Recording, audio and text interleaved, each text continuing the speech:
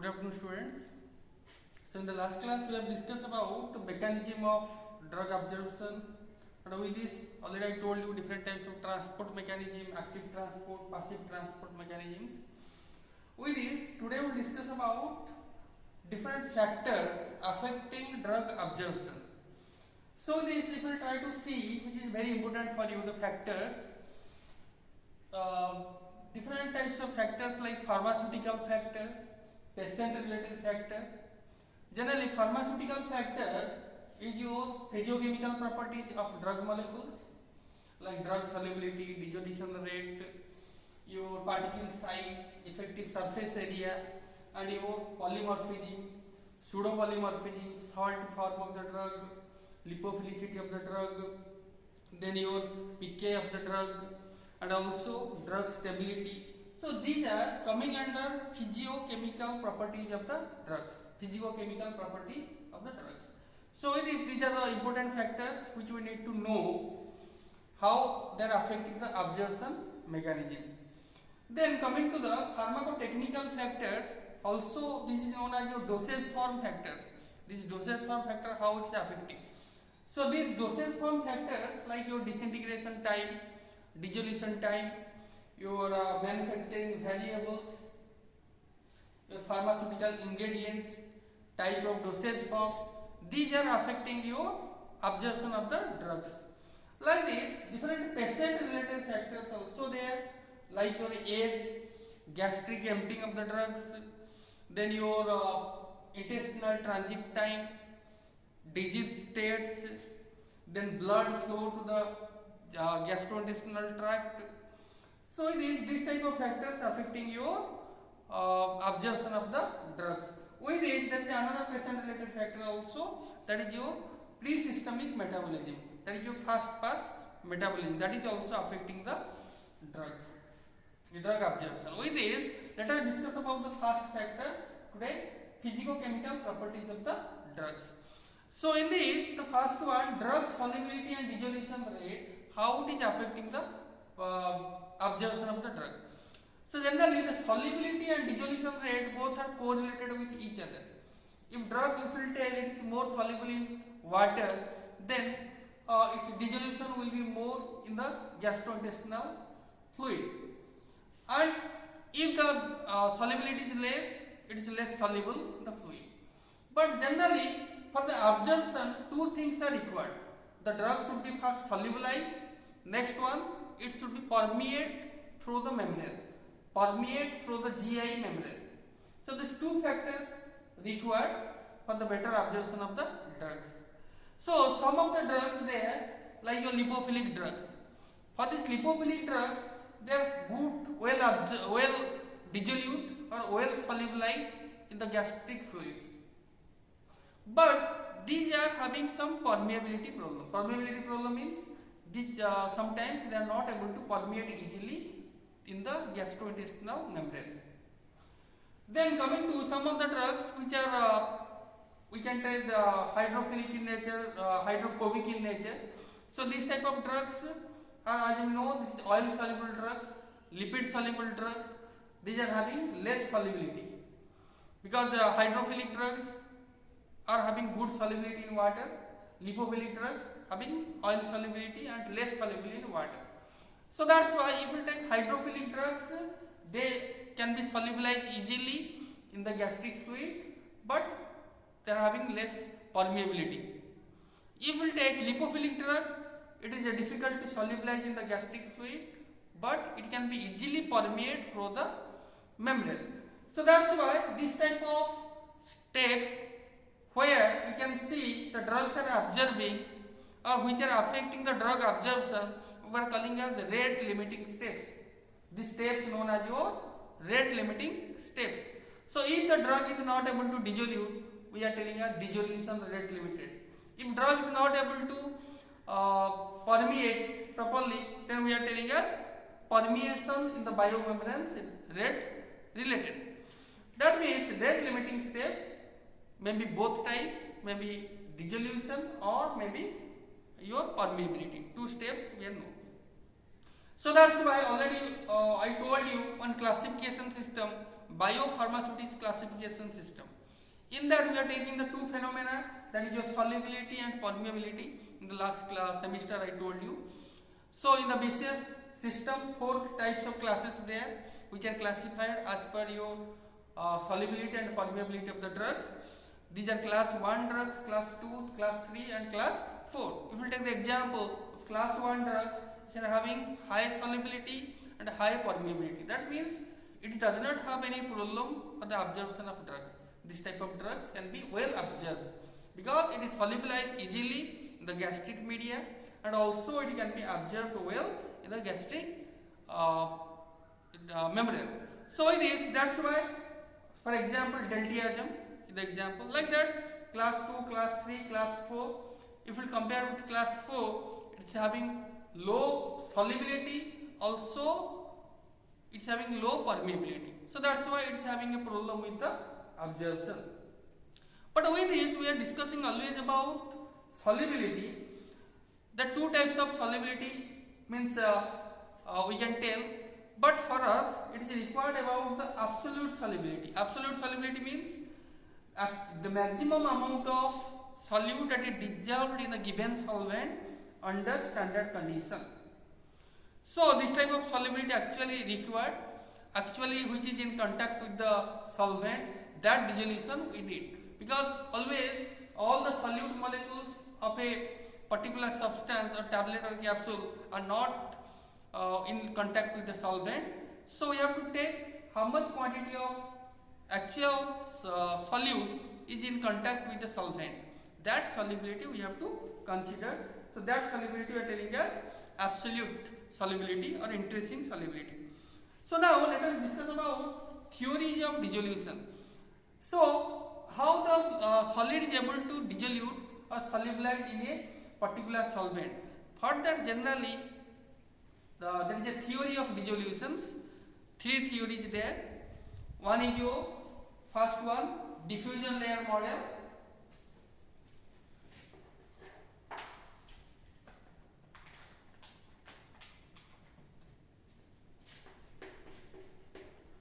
Diffusion layer model. Second one, Danforth's model.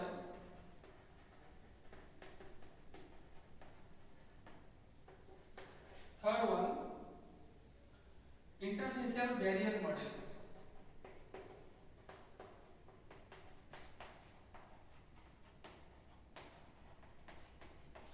So three types of models there. Your first one is diffusion layer model, Danforth's model, interfacial barrier model. Danforth's model also called as surface renewal theory, and interfacial barrier model, it is also called as double barrier or limited solvation theory. Limited solvation theory. So let us discuss about the first one, diffusion layer model. So as per this theory, there is a presence of, if you take this is a solute molecule which is going to be solubilized, you will take this solute molecule. So above that, there is a presence of layer. There is a presence of layer. That layer is responsible for the dissolution of solids. So this layer is known as your stagnant layer, or you can tell this stagnant layer is also known as your diffusion layer.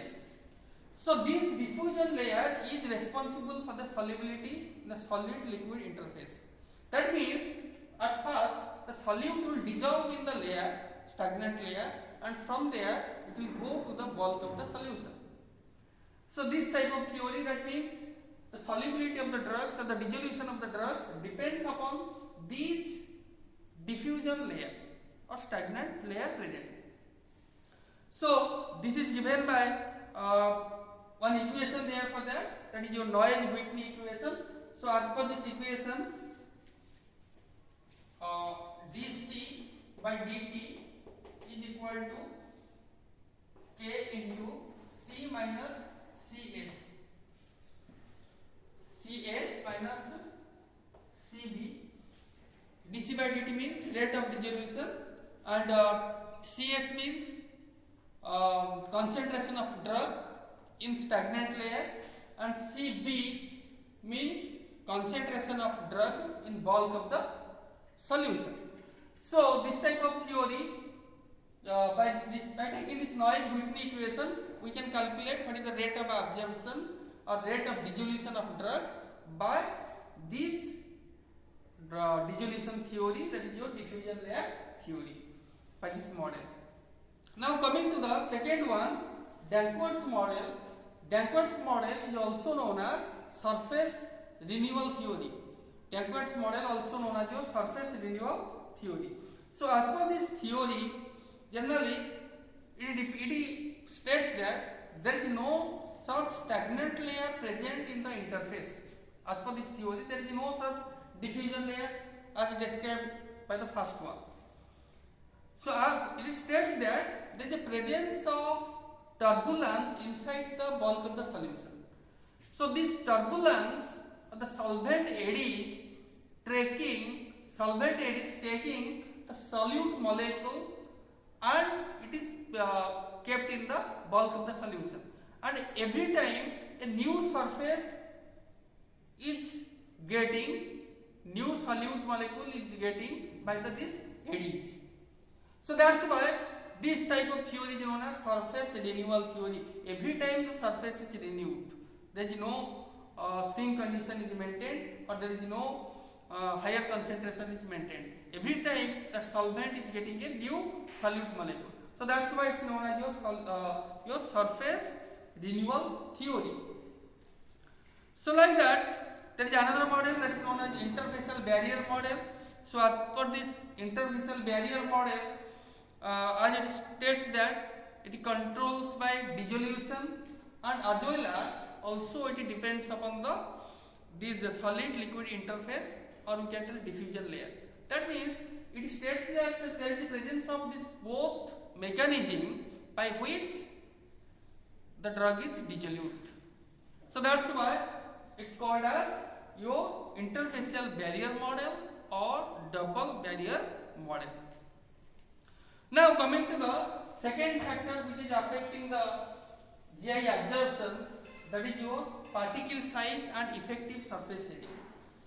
So always we know that from Fick's law of diffusion, we know that surface area is completely affecting the dissolution.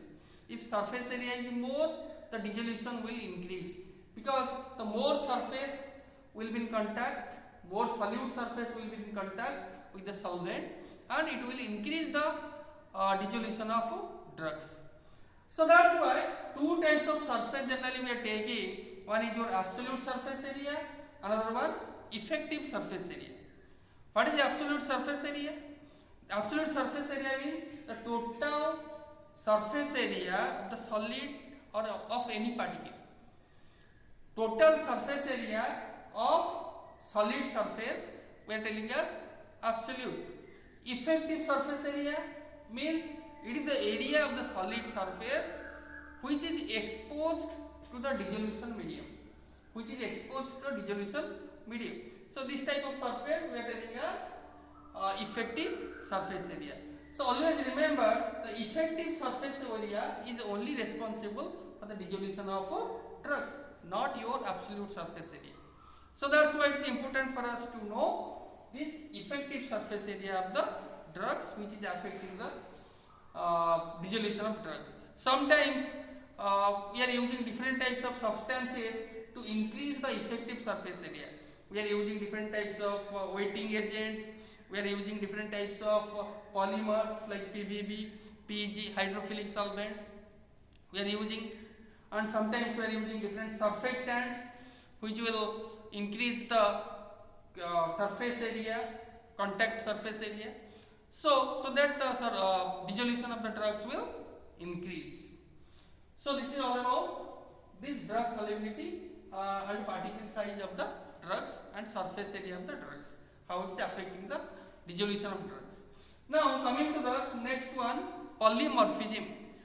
So polymorphism means one substance having different physical forms, polymorphic forms, we are telling as one substance having different physical structures, crystal structures, we are telling as polymorphs.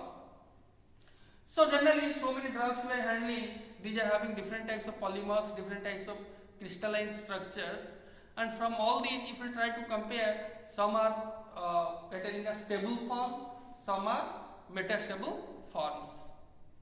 So always we have to remember one point: if you are taking a stable form of the polymer, we can keep it, we can store it for a long days, but it is having low energy states. Low energy state means already it's a stable form, already its crystal structure are arranged, so it's having a low energy states, but it's having a high melting point and low solubility. So always it's having a problem of dissolution and absorption of this type of drugs if it is stable form. So what is remaining for us? The metastable form. So metastable form is having more energy state, higher energy state, low melting point and higher solubility. So that's why it is having a more absorption it will give when we take your metastable form of the polymorph. And if we try to compare with amorphous substances which are not having definite crystal structure, amorphous form is having a highest dissolution and absorption of drugs. So we try to compare amorphous with the first one, which is having highest dissolution, second one metastable form, last one stable form of the drugs. Then coming to next one, hydrates and solvates or pseudopolymorphism. Pseudopolymorphism, what is the meaning of pseudo? Pseudo means false, false polymorphism. So this type of crystal structure or this type of polymorph will see due to presence of some water or solvent of crystallization. That means water or solvent will be entrapped inside that particular crystal, so that the crystal structure will see. If it is presence of your water, then we are telling as hydrates. If it is some different other liquids, we are telling as different solvates. So this type of forms also will affect your solubility or dissolution of drugs. So other things we will discuss in the next class.